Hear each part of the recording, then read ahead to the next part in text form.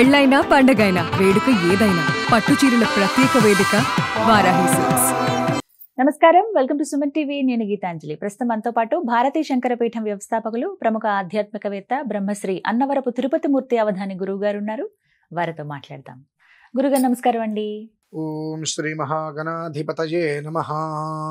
గురుగారు, కొన్ని ధర్మ సందేహాలు మనకి కామెంట్స్ లో కొంతమంది అడుగుతూ ఉంటారు. ఆ ప్రశ్నలకి మీ సమాధానం. అందులో ముఖ్యంగా అడిగింది రుద్రాభిషేకం జరిపిస్తూ ఉంటారు చాలా మంది, వివిధ సందర్భాల్లో వివిధ స్థలాల్లో చేస్తూ ఉంటారు. అసలు ఈ రుద్రాభిషేకానికి మూలం ఏంటండి?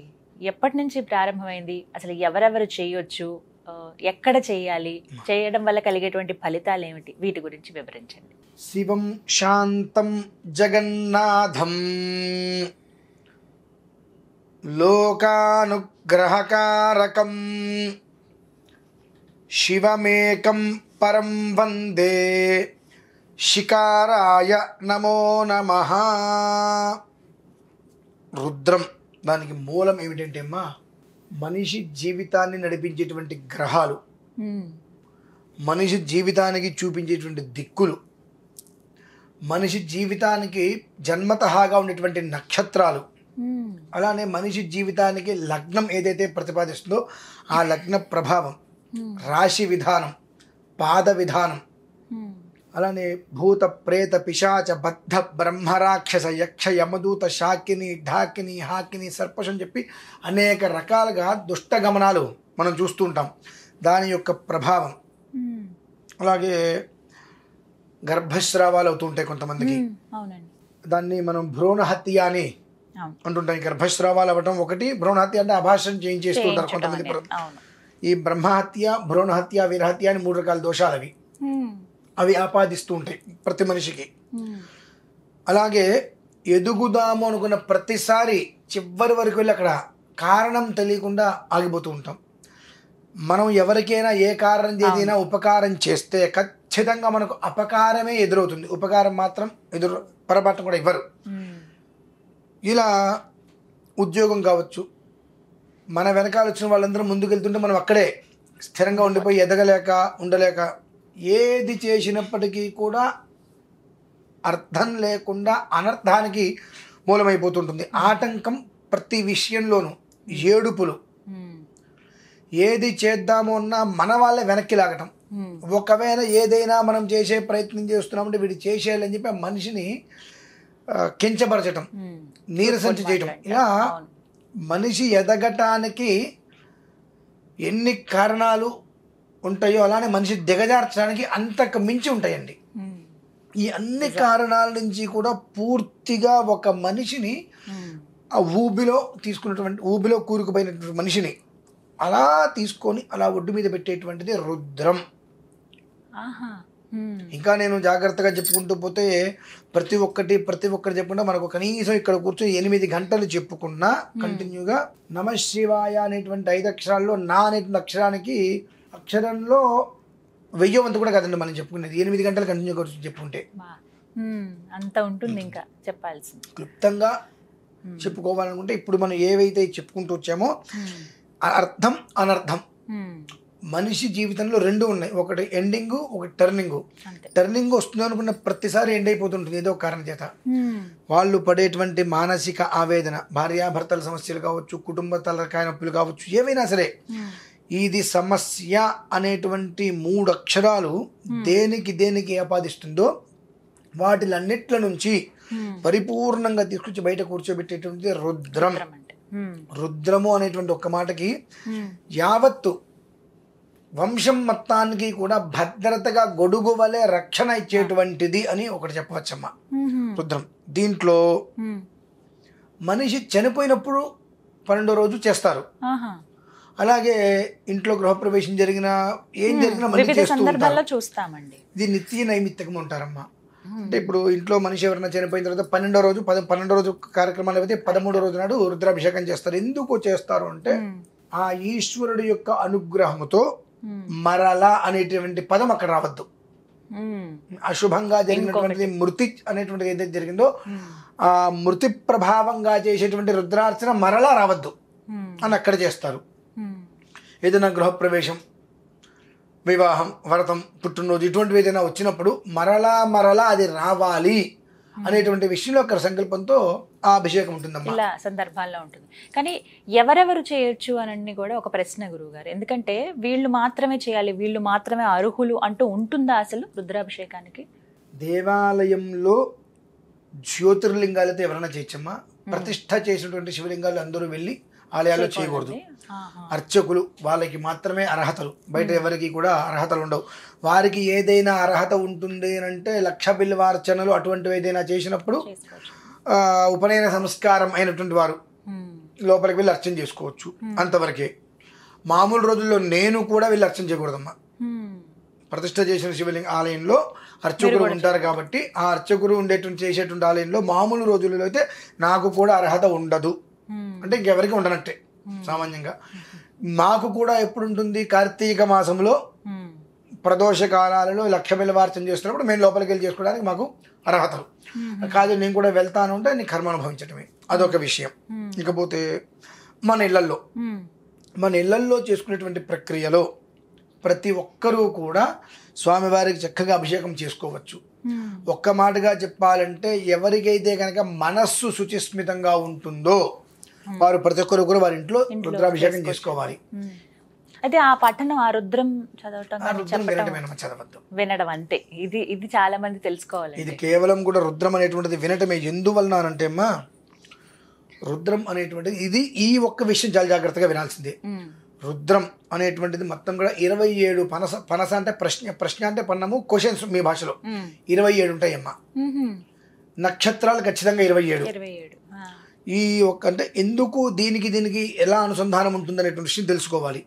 రుద్రము అంటే అంత భద్రత ఏమిటి, ఎన్ని రకాలుగా మనిషి జీవితానికి సంబంధించినటువంటి ప్రతి ఒక్కటి అందులో ఎలా ఇమిడి ఉంది, ఆయన ఏదో నోటికి వచ్చిందంటే చెప్పేశారు అనుకోవడానికి అవకాశాలు ఉంటాయి.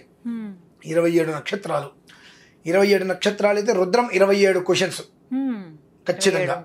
అలానే నవగ్రహాలమ్మ, ఈ నవగ్రహాలు అనేటువంటివి 9, దానికి అధిదేవత ప్రత్యధిదేవతలు కలిపితే 27, 3 9 27, అదొక విధానం.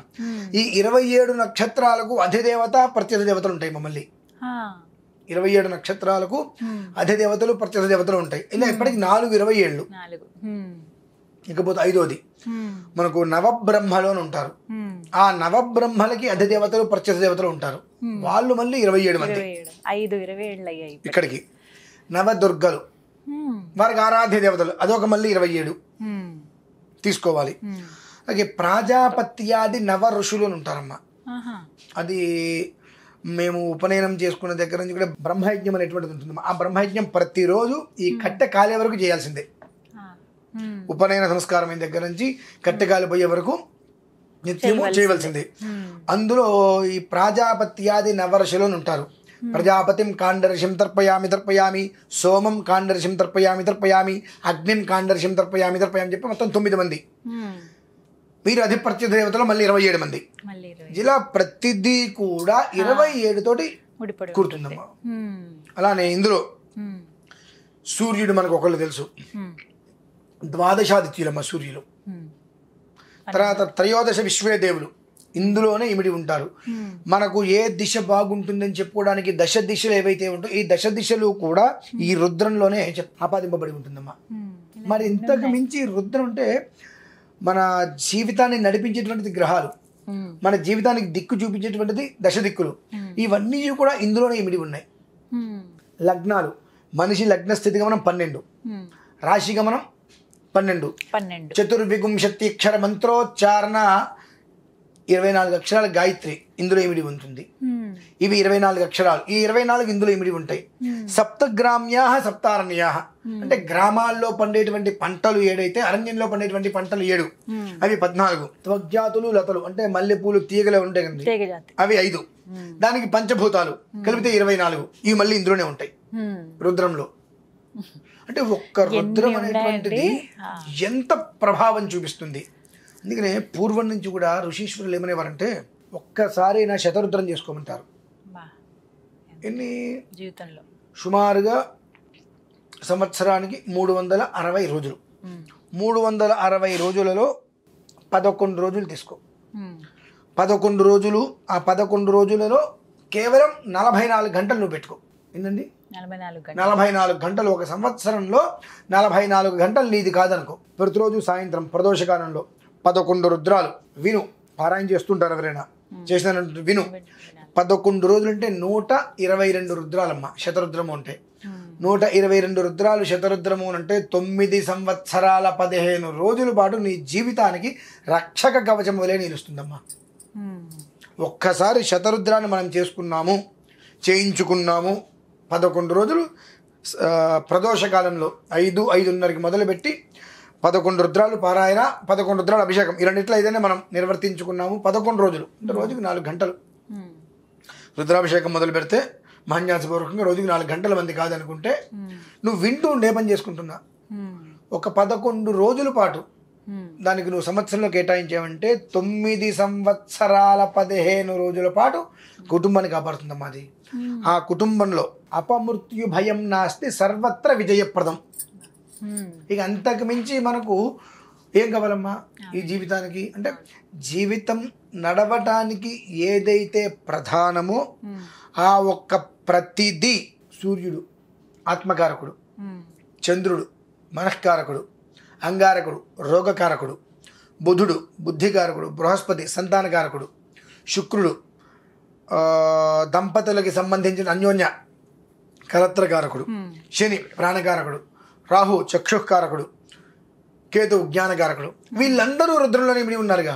అందరూ ఉన్నారు గ్రహాలు కూడా. పూర్వ దిగ్భాగే లలాటం ఇంద్రుడు, ఆగ్నేయ దిగ్భాగే నేత్రం అగ్నిహోత్రుడు, దక్షిణ దిగ్భాగే కర్ణ యముడు, నిరుతి దిగ్భాగే ముఖం నిరుతుడు. అంటే శరీరంలో ఉండేటువంటి ప్రతి అంగానికి సంబంధించి ఏ దేవత ఎక్కడ ఎలా ఉంటుంది, ఏ దేవతని మనం విడివిడిగా ధ్యానిస్తే శరీరంలో ఏ పార్ట్ బాగుంటుంది.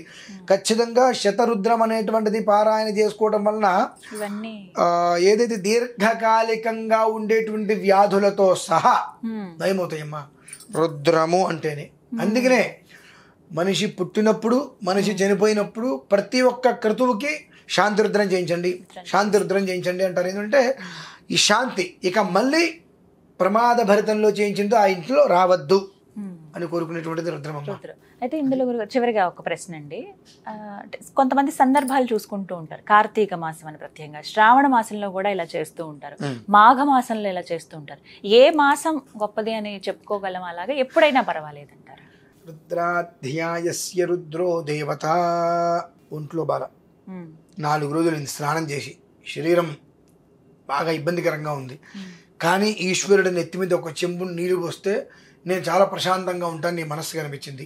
4 రోజులు నువ్వు స్నానం చేయకపోయినా మనస్సు మాత్రం నిర్మలంగా ఉంది నీకు, ఆయన మీద భక్తితో ఉన్నావు, చెంబు నీళ్ళు ఆయన మీద పోయి అక్షరం నిన్ను కాపాడతాడు ఆయన. అంతేకాని నేను మడిగట్టుకున్నా అని చెప్పి బకెట్లు నెత్తి మీద వచ్చి నన్ను ముట్టుకోవద్దు, నువ్వు నన్ను ముట్టుకోవద్దు అనుకుంటూ వచ్చేస్తే లోపల మొత్తం కల్మషమే. నీకు ఆ కల్మషం ఉన్నప్పుడు 100 సంవత్సరాలు నువ్వు రుద్రాభిషేకం చేసినా, దీనికి చిన్న కథ ఒకటి చెప్పి ముగించేస్తానమ్మా.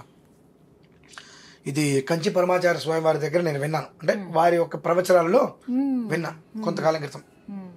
ఒకళ్ళ ఇంట్లో రుద్రపారాయణ చేయించారు.